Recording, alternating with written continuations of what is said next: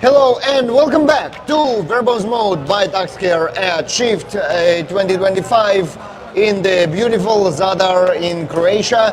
My next guest is Filip. Welcome, Filip. Thank you so much for having me.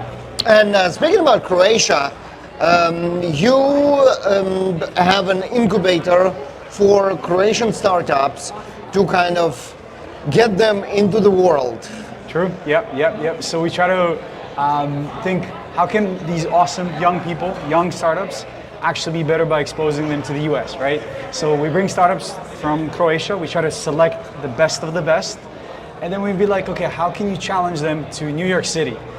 I always believe that New York City is kind of the best, aside from Silicon Valley, New York City is the best startup ecosystem, and we kind of burn the tires, right? So we try to challenge them to become not only the best startup founder, but also how can they refine and gain those new investors, maybe investors, mentors, partners coming from New York. Yeah, so let me ask you something. What do you think the biggest challenge, cultural or otherwise, for those startup founders that come from Europe when they come to make it in New York?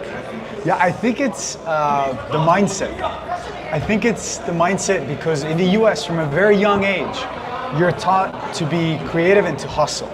And when you think about startup founders coming from the US, they're very good salespeople. They can convince you to buy anything.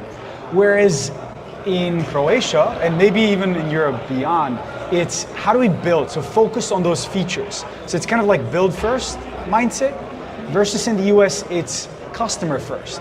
And I think there's a lot of opportunities for Croatian founders to actually build on this kind of like build first mindset, but they need to know that ultimately they need to sell something.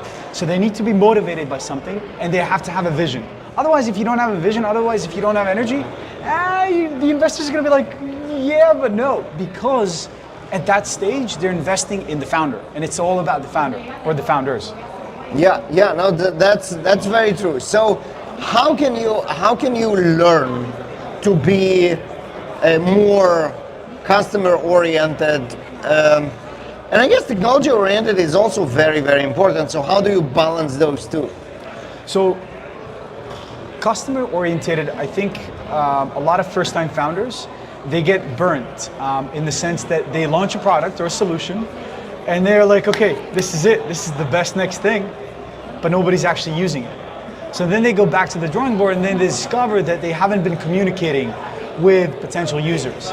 So the way that you can balance out that kind of build first and customer first mindset is by trying to immediately equip them with different tools. So we try to think about startups in a very, very accelerated process. How can you go to market as soon as possible? How can start kind of generating that revenue as soon as possible? When we talk with startup founders, and they say, oh, in 6 months we're gonna launch X, in 9 months we're gonna do that. I'm like, no, it has to be immediately. It has to happen over the course of the next few days, and it's gonna look terrible. The problem with founders, and especially people that work in Croatia, is perfection. It's that perfection mindset. And I know that as a developer, that code has to be perfect. But on the flip side, the code is never going to be perfect. It's always going to have some bugs, right? Done is better than perfect. Yes. Yeah. Absolutely. Yeah. I couldn't agree more. Yeah, and this is something that people need to learn, and especially if it's something that people are passionate about, and it's their baby, and it's something that they invest so much in it, they will want it. They will want it perfect. Yeah. And I think what you said, having it being their baby. They're also so very careful about the baby and they're so in love with that solution itself, and they have to sometimes let go. And especially this happens when you're kind of exposed to people that are going to say bad things about your baby. They're going to get offended, but it's that feedback that is actually going to build out their product. So a lot of Croatian founders and startup founders in general from the region, they have a very hard time hearing feedback and hearing no. Once they hear that first rejection, they might pull back. But in reality, any founder needs to be able to understand it's going to be 100, 200, 300 times they have to actually pitch to get that investment, or even to actually collect that feedback to get a product that users want to use. Absolutely, yeah. Feedback supposed to make your product better instead of you taking offense. Absolutely. Yep. So what else? So we spoke about like a more customer-oriented mindset. We spoke about done is better than perfect. We spoke about the importance of incorporating feedback. What other advices do you give to your founders? Yeah, so within this incubator that we have, so we try to kind of pair it with the best of both worlds, right? So we take founders from Croatia, we take them in and we drop them in New York. And I think one of the key advices that we have is that global exposure. To the same extent that here at Shift, you can meet people like yourself, that global exposure is critical because whether it could be a mentor, a partner, an investor, but also learning from others, people's experiences and mistakes. I think that's something that especially developers tend to make a mistake. They withdraw. They think that if they can live in their own world and build that product, that it's going to be perfect. But they have to learn that there are people that have gone through the kind of bad experiences that they might actually go through. So I think they need to be able to expose themselves. They need to go and travel. They need to go to different conferences.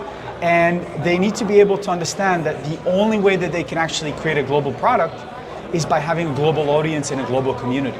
If you don't have a global community of mentors, partners, and tomorrow users, you're not going to be building a global product. Yeah, that's very true. That is very cool. You know what? Kind of to finish off, name 3 startups that we need to look for, the uprising stars that we need to look for and pay attention to. Okay, so this incubator that we have called Scale 2.0, we just kind of, I would say, being biased, obviously. We selected 3. No, but we selected 3 startups that we considered at this point out of the 12 that we started with as the most promising. I have to say that it was a very, very difficult process and very difficult decision to make between all of the judges and all of the feedback to actually be able to determine these 3. So as part of Scale 2.0, we selected 3 startups, Solvi, Medusa, and Earthbound. So those are the 3 startups that we're going to see actually pitch tomorrow. But that said, we have at least, or I see at least another 5 to 6 startups that are just inches behind them. And it's just very, very small differences in terms of what we might see. Now, whether they're going to be the next unicorn like Infobip, I do hope so.